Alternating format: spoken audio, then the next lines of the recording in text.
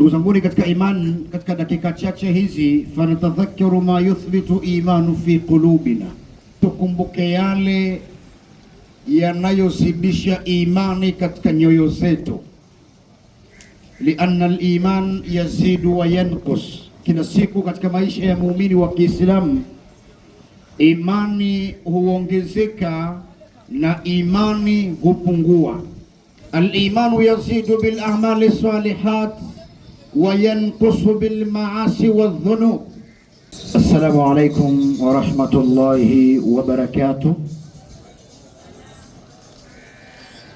Alhamdulillahi rabbil alamin, thumma wassalatu wassalamu ala ashrafil anbiya'i wal mursalin sayyidina Muhammadin sallallahu alayhi wasallam, Rasulullahi salawatu rabbi wassalamuhu alayhi, alladhi kana yad'u Allah azza wa jalla qailan Allahumma inni as'aluka ilman nafiyan wa qalban khashiyan, wa kana yasta'idhu billahi azza wa jalla qailan wa a'udhu bika min al-ilmi la yanfa wa min al-qalbi la yakhsha. أشهد أن لا إله إلا الله وحده لا شريك له، وأشهد أن سيدنا وعظيمنا ومعلمنا مصطفى محمد مسك الختام وخير الأنام، أما بعد. Ndugu zanguni katika iman, katika dakika chache hizi fanatadhakkaru ma yuthbitu imanu fi qulubina. Leo itabidi tukumbuke yale yanayozidisha imani katika nyoyo zetu. Lianna al-iman yazidu wa yanqus, kila siku katika maisha ya muumini wa Kiislamu imani huongezeka na imani hupungua. Hii ni kanuni ambayo ipo katika maisha yetu wanadamu wa Kiislamu. Al-imanu yazidu bil a'mali salihat wa yanqusu bil ma'asi wadh dhunub. Imani ya mwanadamu wa Kiislamu huongezeka kwa matendo mazuri, na imani ya mwanadamu wa Kiislamu hupungua kwa matendo mabaya, maasi, madhambi. Kujitenga na Allah kunamfanya mwanadamu apungukiwe imani, na kumkurubia Allah kunamfanya mwanadamu aongezeke imani, kwa sababu Qur'ani ilipokuja imeleta dalili ya wazi kwamba kuna wakati mwanadamu imani yake hupungua na kuna wakati imani huongezeka. Innamal mu'minuna alladhina idha dhukira Allahu wajilat qulubuhum, kwamba hakika waumini ni wale ambao pindi anapotajwa Allah nyoyo zao hujaa hofu. Wa idha tuliyat alayhim ayatuhu zadatuhum imana, na pindi wanaposomewa aya za Mola wao, wanaposomewa Qur'ani, kitabu cha Mola wao, huwazidishia imani. Wa ala rabbihim yatawakkalun, hawa wanamtegemea Allah peke yake. Aya hii ni dalili ya wazi kwamba kumbe imani ya muumini huongezeka pale anapopata hofu ya kulisikia jina la Mola wake. Akitajiwa Allah moyo wake unaogopa, na akisomewa aya zake moyo wake huongezeka imani. Kumbe kuisoma Qur'ani au kusikiliza Qur'ani kunaongeza imani ya mwanadamu. Kinyume chake, kuitenga Qur'ani, kutokumheshimu Allah, kunafanya imani yako kupungua. Na imani ya muumini ikipungua, hakuna matarajio zaidi ya madhara na hasara. Na imani ya mwanadamu ikiongezeka ni matarajio mazuri, kwa sababu tumeandaliwa pepo ili tukaingie, tumeandaliwa moto ili tujitenge nao, na watakaoingia motoni ni wale ambao jina la Allah hawakuliogopa na aya za Allah hazikuwazidishia imani. Ndugu zangu ni katika imani, leo tumejumuika, ni siku ya pili katika viwanja hivi. Lengo letu ni kutaka radhi za Allah.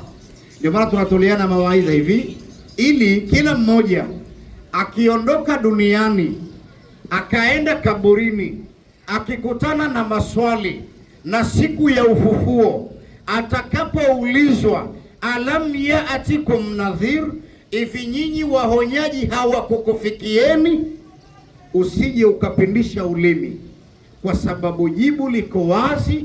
Kad jaa ana nadhiru fakadhabna, walikuja waonyaji tukawapinga, walitutangazia twende katika viwanja tukakataa, walituhubiria hatukuyafanyia kazi yale walioyasema. Hivyo lengo ni kupata radhi za Allah, na kila mmoja atambue kwamba hakuna tukio lolote linalompita Allahu subhanahu wa ta'ala. Na jambo la pili, tunakuja katika viwanja hivi kumuomba Allahu subhanahu wa ta'ala atuondolee maradhi ya maisha yetu, atufanyie wepesi katika njia za utafutaji, atupe riziki za halali, atupe njia ambazo tukipita tusimkasirishe yeye, atuelekeze katika njia salama. Na mengi katika haya, kwa sababu kila mmoja anajua nia yake. Lakini kabla tujafanya dua hii, lazima kwanza tukumbushane, kama lengo letu ni kubatilisha maradhi. Maradhi ni mtihani katika mitihani ambayo Allahu subhanahu wa ta'ala ameyajalia katika maisha ya waja wake, na haimaanishi kwamba Allah kutupa mitihani ndiyo mwisho kwamba hatupendi. Allah kutupa mitihani ndiyo kwamba ametutelekeza, sio maana hiyo, kwa sababu amesema hili ndani ya Qur'an, hajabakisha jambo. Ahasiba nasu ayutaraku ayakulu amanna wa hum la yuftanun, wanadhani watu kwa kule kumuamini Allah wataachwa bure, kwa kisingizio wanamuamini Allah wataachwa bure, pasina kujaribiwa, pasina kupewa mitihani. Yani mwanadamu unapomuamini Allah na mitihani hufuata imani zako, kadhalika unapokataa kumuamini Allah, huo ni mtihani mzito. Imani yako imekuwa kama kipimio cha mtihani. Allah anajua kiwango cha imani yako kwake, kwa sababu mimi sijui wewe unamuamini Allah kiasi gani, wala wewe hujui mimi namuamini Allah kiasi gani. Binadamu hatujui viwango vya imani yetu kwa Mola wetu, hatujui. Kila mmoja na moyo wake anajua anachokifanya, anajua hisia anazozipata kwa Mola wake, lakini mjuzi wa yote ni Allahu subhanahu wa ta'ala. Ndiye anayejua kwamba fulani imani yake ni kiasi kadha, fulani imani yake ni kiwango fulani, Allah peke yake. So mitihani huja pale tunapomuamini Allah, na ukimuamini Allah sana ndo unayapata mitihani mikubwa zaidi, kwa sababu Allah alipomuumba Adam alayhi salam aliamrisha malaika wakamsujudie ili kuonyesha heshima, wampe tahia ya kumsujudia Adam ili kutii amri ya Mola wao. Malaika wote fasajadu illa ibilisa aba wastakbar, na Ibilisi ndiyo vishawishi vikubwa tulivyo navyo. Kwa nini imani ya mwanadamu inapokuwa juu au mwanadamu anapomuamini Mola wake sana ndo anakutana na mitihani? Kwa sababu shaitani hataki binadamu wamtii Allah, anataka binadamu wamuasi Allah ili apate kundi kubwa la kujaa nalo jahanamu. Na ndio maana Ibilisi hawafuati watu Ibilisi hawafuati watu danguro. Ibilisi huwafuata watu wanaojinyenyekeza kwa Mola wao. Unaposimama katika ibada ndo Ibilisi anataka kuja pale akuharibie, ili usipate thawabu za ibada zako.